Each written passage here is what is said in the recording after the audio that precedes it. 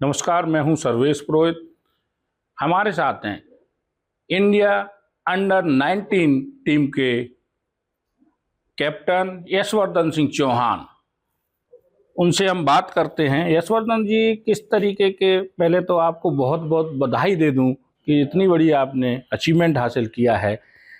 किस तरीके की, कल जैसे ही आपको सूचना मिली तो सबसे पहले आपको कैसा लगा? बहुत अच्छा लगा। सूचना मुझे मेरे पिताजी से मिली थी और बहुत खुशी का माहौल था कि इतनी बड़ी खुशी आई घर में, इतनी बड़ी न्यूज़ आई। सब लोग बहुत खुश थे, खुशी का माहौल था। किस तरीके का ये पूरा जो सूचना मिलने के बाद सबसे पहले आपने किसको सूचना दी?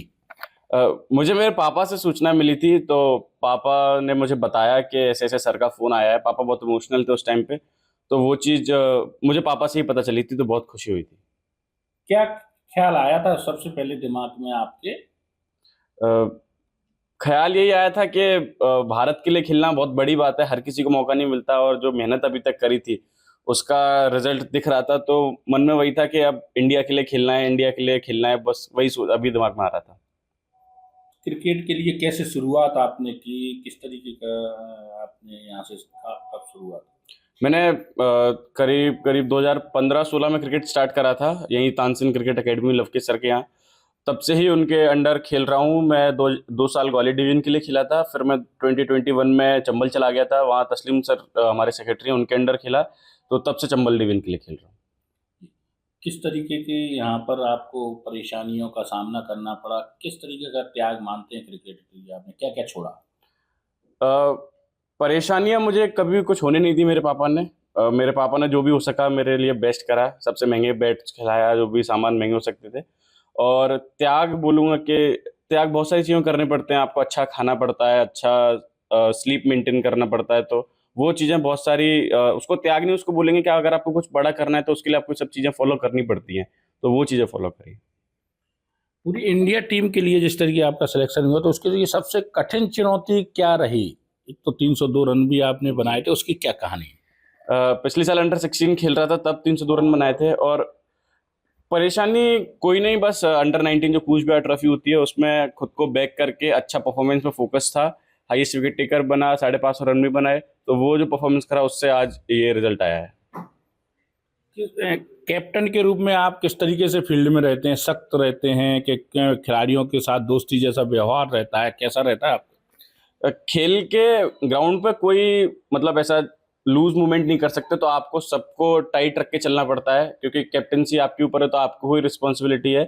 तो सबको सिचुएशन के हिसाब से जो भी होता है वैसे डिसीजन लेने का एक्सपीरियंस है। श्रीलंका दौरे के लिए सबसे बड़ा लक्ष्य आपका क्या है? इंडिविजुअली लक्ष्य तो यही है कि अच्छा करना है, आगे की टीम के लिए भी देखना है, और टीम का यही है कि सारे मैच जीतने का ट्राई करें और अच्छा करें सब लोग। सबसे पसंदीदा क्या आपको लगता है? क्या खाने में क्या पसंद करते हो? किस तरीके से डेली, जैसे छुट्टी का समय रहता है तो आप क्या करते हो उसमें छुट्टी के समय? छुट्टी के समय में मैं घर पे टाइम स्पेंड करना पसंद करता हूँ, और मुझे खाने में सबसे अच्छा तो मम्मी के हाथ का खाना लगता है। बाहर का तो नहीं बोल सकते, मम्मी के हाथ का सबसे अच्छा खाना लगता है मुझे। किस तरीके से इंडिया की, आपको जैसे इंडिया टीम में आप हो गए तो जर्सी पहनने में, या किस तरीके आपको इंडिया का क्या अच्छा लगता है? अ, इंडिया की जर्सी पहनना हर बच्चे के लिए एक सपना होता है, और जहाँ तक कि अभी भी वो उतने अच्छे से मैं फील नहीं कर पा रहा हूँ उस चीज़ को, लेकिन जब वो जर्सी मुझे मिलेगी, वो जर्सी मैं पहनूंगा, तब जाके ही उसका असली जो फील आएगा कि हाँ इंडिया के लिए खेल रहा हूँ, तो उसके लिए बहुत एक्साइटेड हूँ। जर्सी पहन के और ग्राउंड में राष्ट्रगान करने का सपना कभी देखा था? ऐसा सोचा था कभी? जब क्रिकेट देखना स्टार्ट करा था कि इंडिया टीम जाती है, ऐसे राष्ट्रगान गाती है, तो वो सपना तब से ही है कि हम भी जर्सी पहन के जाएं और हम भी राष्ट्रगान गाएं। वो सपना तो है ही बचपन से। भविष्य में विराट कोहली, रोहित शर्मा और उनके साथ ऐसे ऐसे कई बड़े खिलाड़ियों के साथ खेलने का सपना है? जी हाँ, जरूर सपना है, जल्दी से जल्दी खेले तो हम भी उनके अंडर खेल पाए, उनके साथ खेल पाए, उसके लिए जल्दी जल्दी खेलना पड़ेगा आगे। पसंदीदा क्रिकेटर कौन है आपका? मेरा पसंदीदा क्रिकेटर ऐसे कोई नहीं है, मैं खुद को ही अपना पसंदीदा क्रिकेटर मानता हूँ। पसंदीदा कैप्टन कौन है? कोई? पसंदीदा कैप्टन मेरा MS धोनी। वो MS धोनी तो हर बच्चे के लिए एक पसंदीदा कैप्टन है, क्योंकि उनकी कैप्टनसी पूरी दुनिया ने देखी है, क्या टैक्टिक्स यूज करते हैं, तो उनकी कैप्टनसी पसंद है। पसंदीदा ग्राउंड कौन सा, जैसे अपन कहेंगे इंडिया में कौन सा ग्राउंड, या और कहीं विदेशों में? फॉरेन कंट्री में हर बच्चे का ड्रीम होता है लॉर्ड्स पे खेलना। लॉर्ड्स आपने सुना होगा इंग्लैंड में, तो वो एक ड्रीम ग्राउंड है मेरा।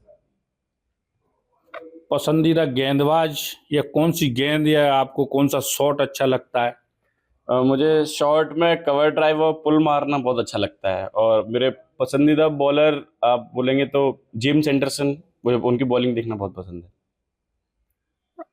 ग्वालियर के लिए किस तरीके से देखते हो, और नए युवा खिलाड़ियों के लिए आप किस तरीके से देखते हैं, उनके लिए क्या संदेश? ग्वालियर के लिए ग्वालियर वालों लोगों ने मुझे बहुत सपोर्ट करा, हमारे सर ने स्टार्टिंग से सपोर्ट करा, तो उनके लिए बहुत खुशी की बात है। कभी भी सपोर्ट की कोई कमी नहीं पड़ी, प्रैक्टिस के लिए हमेशा अवेलेबल थे, सब कुछ रहा। और यंग बॉयज़ के लिए यही मैसेज है कि सबको मेहनत करते रहना चाहिए। क्या है, लाइफ में बहुत सारी कभी भी डिसीजंस हो जाते हैं, आपको बस अपनी मेहनत करना है, बस फोकस रहिए। इसी तरीके से पूरा देश अब आपको देख रहा है, तो उनके सैकड़ों लाखों युवाओं के लिए किस तरीके का संदेश आप देना चाहोगे? उनको संदेश यही है कि हमको सपोर्ट करें, हमको प्यार दें, और हम आपकी जो भी एक्सपेक्टेशन है उन पर खरे उतरने की पूरी कोशिश करेंगे। पहली बार जैसे ही आप जर्सी पहनेंगे भारत की, तो कप्तान बनने के रूप में उतरेंगे, तो मन में सबसे पहले किसका चेहरा आपके दिमाग में आएगा? मेरे पापा का ही आएगा। मेरे बचपन से सपना मेरे पापा ने दिखा था मुझे इंडिया खिलाने का। इतना सपना मेरा नहीं है जितना मेरे पापा का सपना है इंडिया खिलाने का, तो सबसे पहले पापा का ही चेहरा सामने आएगा। बिल्कुल, ये थे हमारे साथ यशवर्धन, और जिस तरीके देखा कि सबसे पहले जब वो ग्राउंड पे होंगे तो सबसे पहला चेहरा उनके पिता का होगा, क्योंकि ये सपना उनसे ज़्यादा उनके पिता ने देखा था कि हम इंडिया की टीम में खेलें। सर्वेश पुरोहित, ग्वालियर, आज तक। गर्मियों की छुट्टी होने वाली थी, मेरे पापा आने वाले थे, तो हम लोग सभी खुश थे। तो मैं एक बेड पे चढ़ के डांस कर रहे थे। डांस कर रहा था, लेकिन वो पहले ही आ गए। फ्रीज। तो मैं उस समय तो कंटिन्यू नहीं कर सकता था ना, तो फ्रीज फ्रेम टाइप का हो गया। कसम पैदा कर